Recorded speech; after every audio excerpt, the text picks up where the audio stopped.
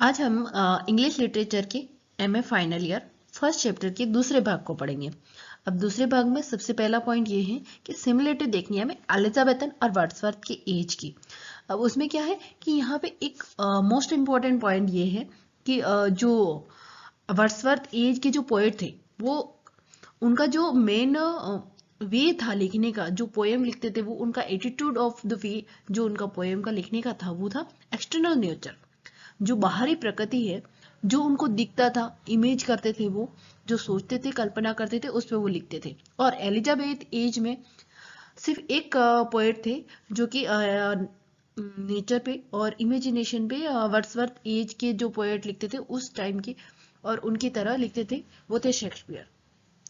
तो एलिजाबेथन और Wordsworth as की सिमिलरिटी में अगर हम देखने जाए तो वर्ड्सवर्थ और एलिजाबेथन में शेक्सपियर ये जो लिख रहे हैं वो सारे ही पोएट जो लिख रहे हैं वो एक्सटर्नल नेचर के बारे में लिखते हैं। इसके बाद हम देखेंगे, अब हम देखेंगे कि जो रोमांटिक एज है वो आई, उसके क्या कॉजेस थे और उस टाइम के क्या कौन कौन से कैरेक्टर्स थे।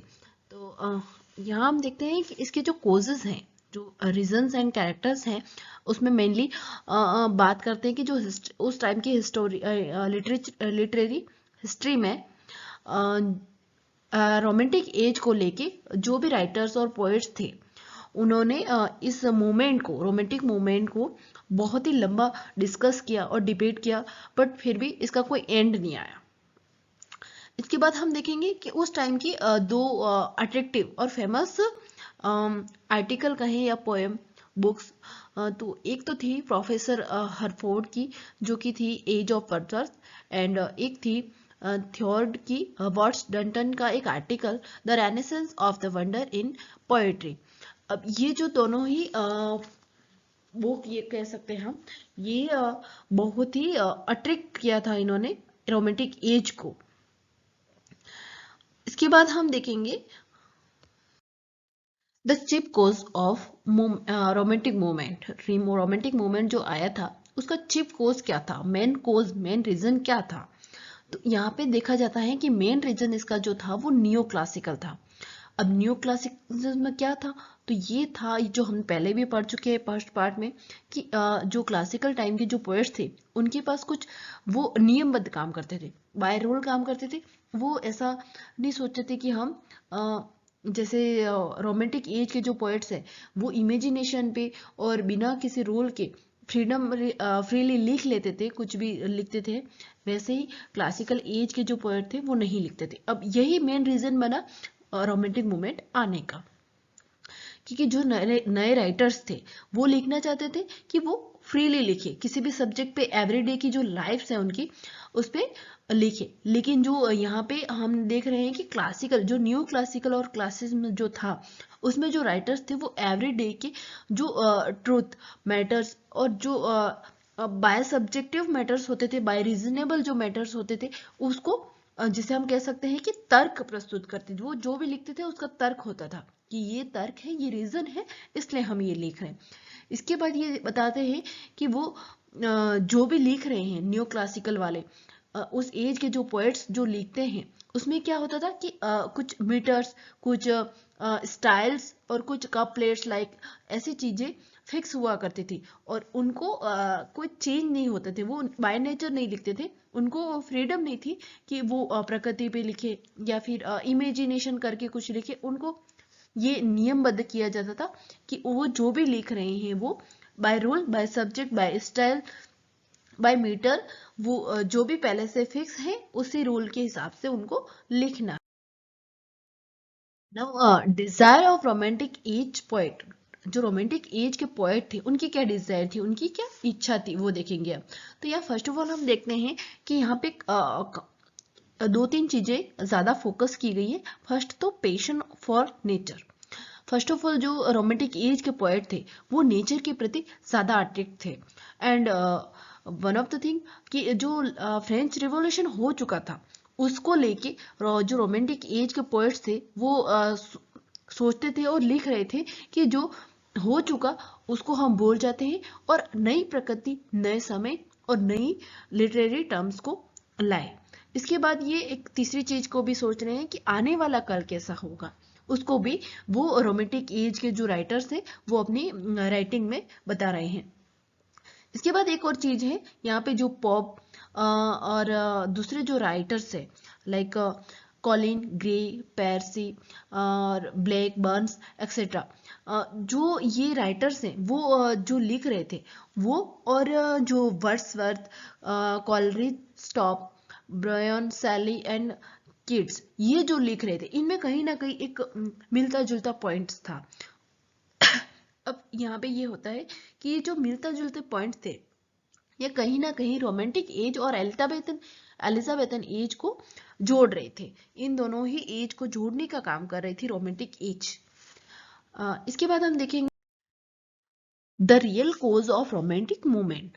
अब हम देखेंगे कि जो रोमांटिक मूवमेंट आया उसका रियल कोज क्या था, रियल रीजन क्या था। तो यहाँ पे फर्स्ट ऑफ ऑल मेन जो रीजन था वो जो था कि रोमांटिक एज के जो पोएट्स थे वो चाहते थे कि इंग्लिश की जो पोएट्रीज जो चल रही है उसमें चेंजेस आए। चेंजेस कैसे, कि वो चाहते थे कि जो क्लासिकल अभी तक के जो क्लासिकल पोएट जैसे लिख रहे हैं वैसे हम नहीं लिखे, हम फ्रीली लिखे, हम पे कोई प्रेशर नहीं हो किसी रूल का, किसी भी चीज का। हम बाय नेचर लिखना चाहे तो वैसे लिखे, हमारी जैसी मतलब पोएट्स की जैसी इच्छा है वैसे लिखना भी चाहते थे, और वो चेंजेस चाहते थे इंग्लिश पोएट्री में। अब इसमें वो जो चेंजेस चाहते थे इसका सबसे ज्यादा इन्फ्लुएंस कहाँ से आया, तो सबसे ज्यादा इन्फ्लुएंस जो आया था वो था जर्मनी और फ्रेंच के रिवॉल्यूशन से।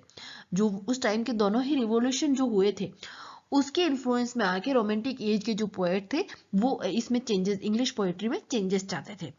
अब इसमें ज्यादा इफेक्ट जो पड़ा था वो किसका पड़ा था, गायत और शिलर का। जर्मनी के जो पोएट्स थे गायत और शिलर, इनका ज्यादा इफेक्ट आया था इस में पोएट्री में। इसके बाद अगर देखें तो इस रोमांटिक एज और क्लासिसिज्म को ज्यादा सबसे ज्यादा इफेक्टेड करने वाले जो पोएट्स थे वो थे कैंट एंड सैलिन। कैंट एंड सैलिन जो थे वो उनकी थॉट ही अलग थी। वो स्पेशली सोच रहे थे कि जो पहले के जो जो भी पोएट्स हैं वो जो थे मटेरियलिस्टिक यूनिवर्सल थिंकिंग पे काम कर रहे थे, लेकिन जो कैंट और कॉलरिज थे वो चाहते थे कि जो रियलिटिक जो स्पिरिचुअल पावर है उस पे वो बिलीव करना चाहते थे।